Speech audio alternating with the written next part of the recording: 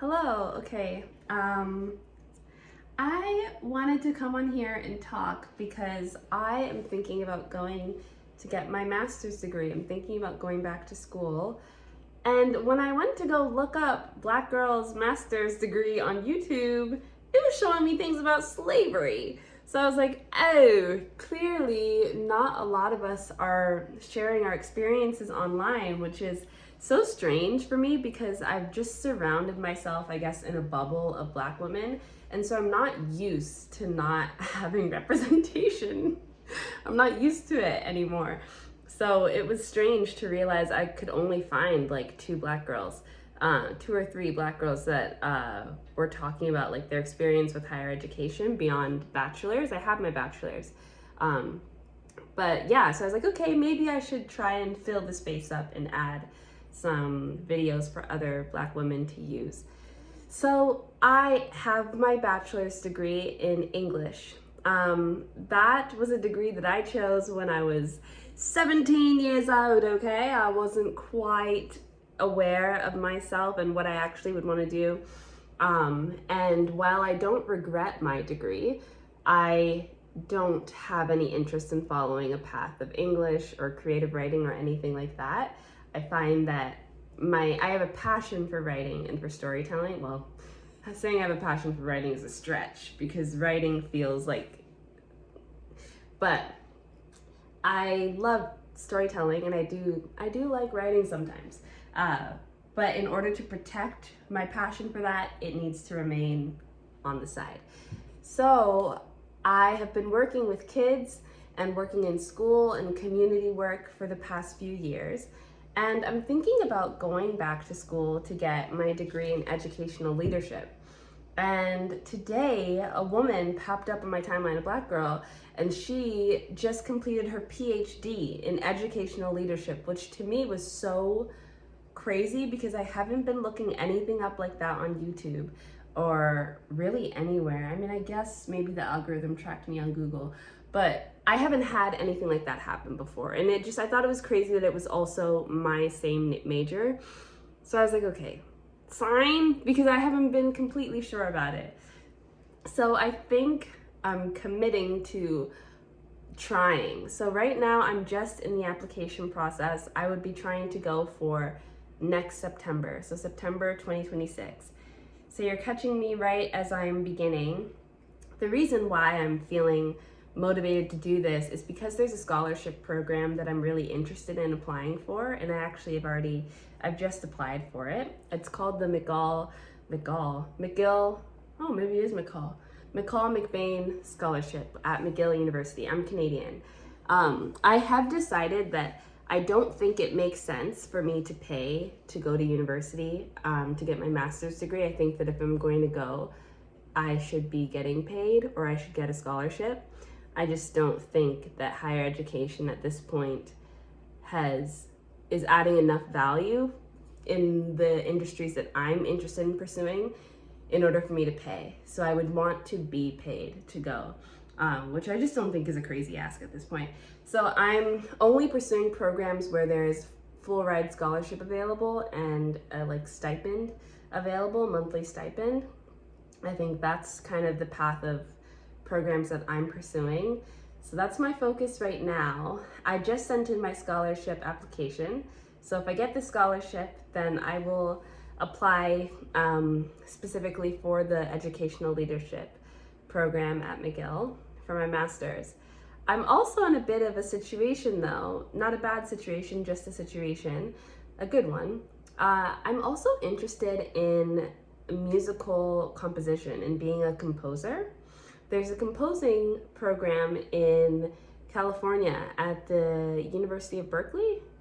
It's one of those state schools. And I had kind of written it off for a while recently because just seeing everything that's happening in the States with what's happening with immigrants, I'm an immigrant myself, and I'm an immigrant here in Korea.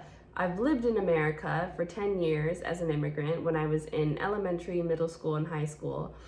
I know what it's like to be an immigrant. My parents are immigrants. My mom's an immigrant. My dad, might as well be. And I've never been afraid of going to a place just because of like the political situation. I mean, my grandparents left South Africa as political refugees. I don't have that fear in me, but for some reason, watching what's happening in the US and with ICE and with them just detaining any and everyone, I don't know, I got pretty spooked by it. And I kind of, because this program is in America, this musical composition program, I was just like, I'm not doing it because I'm not going to an ICE detention center. That's like, I'm not dealing with that because I'm not some rich person. Who am I gonna call? Who's gonna help me? What lawyer? So it's all scaring me a bit, and I don't even want to imagine the possibility that something like that could happen to me. And so I've been kind of spooked by it, and it's made me not want to apply to go to the program there. But I think that when this woman's video popped up on my page, she ended up actually going to a university in California, and she's an immigrant too. She's a Black woman. She's from London. She's there studying on a student visa, I imagine, and she's an immigrant and she's okay. She doesn't seem to be having any problems. So I'm like, okay, maybe that's the universe trying to get me to wake up and remember that, I shouldn't let fear rule me. Because I've never done that before, but I don't know, just watching things, it just freaked me out recently. Maybe it's because I'm an adult now and I take things more seriously, but yeah, that's been on my mind a little bit, but that's besides the point. Now I'm considering it again because I'm just getting real with myself and I'm like, ah. So I've got these 2 programs so far that I'm interested in pursuing. I still have to get accepted. I still have to get funding and a scholarship and all that. So this is a journey towards a master's degree, potentially, if it all works out. If it doesn't work out, I'll share that with you guys too, because I think there's no shame in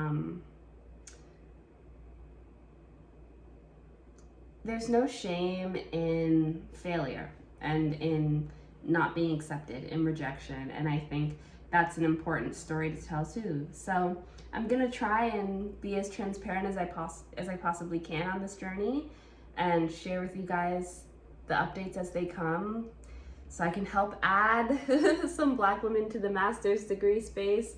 I should mention the musical composition program in California is actually a PhD program. So you would get your master's and then you do your PhD like all together, and it's a 5-year program. I'm 25 now, so if I started that program, I'd be like 31 when I completed it, which I am in a place right now where I really am enjoying planning ahead. I'm not strict on my plans, but I just like kind of having a few years set so I know where I'm living, what I'm doing, what my finances look like for that amount of time. It's helpful for me. And I was just talking to myself about this recently. It's like, I'm unmarried, completely single, no kids, I've paid off all my debt. I'm at this point where I can make a decision about kind of what kind of future I want. And I'm realizing that as much as I would love to have children, and if I was blessed with them, I would be so happy. But I'm only going to have kids if I meet the one. And I'm not going to settle because I've lived pretty much my entire life single. I had one 3-month relationship and that's it. I know I can survive without ever being married. I can survive without a partner. It would be really sad because I am a hopeless romantic. I want to be in love. I want to have a partner. I don't want to be alone. I'm not one of those people who's like, I want to be single. I don't. I would love to have a partner, but I really am not willing to settle. I won't do it. And so if I can't find my person, I'm really not going to settle, then I will be alone. And if I don't find my person, I don't think I'm going to have kids because I don't really want to do that on my own unless I become very wealthy and I can afford to live near my family on my own in a great neighborhood in a big house, afford to have help. I'm gonna need to be able to afford a lot. So if I'm gonna do it on my own, I need to be rich. And so if those things don't happen, I'm looking at a future where I might end up being one of the many single women that seem to be taking over this generation on Earth. And I'm kind of coming to terms with that, and I'm okay with that, because I'm realizing that if that is my path forward, and again, I'm only 25, so things could change. But if that is my path forward, I might as well be kind of experimental with my life. And it's like, I've realized I've done a lot of experimenting in my early 20s. I think I've used my 20s quite well in the sense that I've jumped around a lot, tried a lot of different jobs, lived in a few different places at this point, a few different living styles. Right now I'm in Korea teaching English. This is a great setup for me and a great experience and opportunity. It's helped me understand what about education I enjoy, what about working with kids and in the classroom I enjoy. I've lived on an ashram before.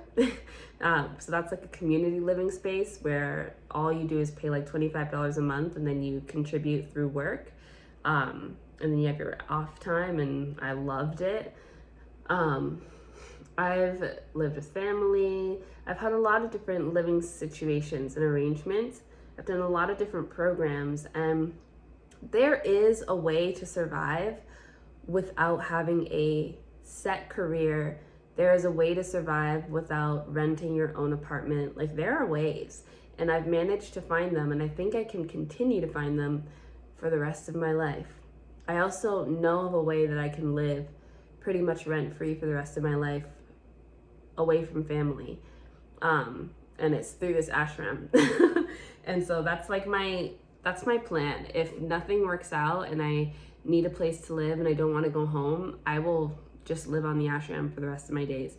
So I'm in this place where I'm realizing I might as well just do what I want with my life. Because if I'm not going to focus on, it's not that I'm not focusing on like finding a person and having kids, but I'm low-key not. I'm not putting a lot of energy towards it because I don't have an interest in it right now. And because I've accepted that I can live without kids, I don't see why I should put energy towards it. Especially when I just don't see the world working hard enough to prove that it deserves children out of any of our wombs. You know? I'm like, for what? So I can sacrifice a lot, and then also struggle to make the life that I desire for my children. I just don't get the point. So I'm at this point, and I'm shocked saying it because I would have never imagined that I was one of those girls, but here I am. I might end up being one of those aunties, and that's okay with me. I have nephews. My sister's pregnant again, and she'll have a baby in May, and I'll get to be there, and I'll get to be an aunt and a woman in the lives of children, and that's what matters to me. I want to be able to be around kids. I love kids. I get to be around kids that are of my own family. That's so special to me. That can be enough, and I'm gonna make it shake. So that being said, that's why I'm interested in pursuing this master's. It's not about getting a higher salary or career it's about career progression, but it's mostly about curiosity and exploring different ideas of what my life can be.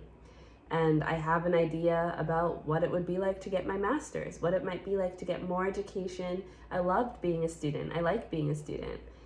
What it means to focus on research, challenge myself, develop theories. Those are all things I'm really interested in. And I'm like, why not?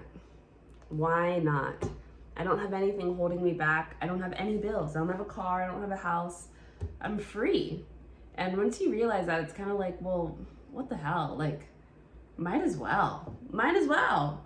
So yeah, that's the point I'm at right now. I'm kind of like, I might as well just do what I want with my life. And so I think I'm gonna go after this master's degree. We'll see if it works. I have to get in. So if I don't get in, then we'll follow a new path. But as of right now, that's what I'm pursuing. I'm also going to apply for this residency program in France, and that would be in April. So we'll see if that works out as well. Hopefully it does. That would be really cool. And yeah, I'm pretty excited. So this is just like an initial, like, what's going on with my life, where am I at, and why do I want to do this video. And yeah, I would really love to be a part of a community of Black girls studying, getting their work, and if this video reaches beyond the threshold of Black women, then just, you know, girls in higher education. So yeah, if you have anything you want to share, any programs you think I might be interested in, I'm interested in educational leadership. I'm interested in women and gender studies. I'm interested in sexual health and talking about sexual violence in our society. But yeah, I'm interested in music.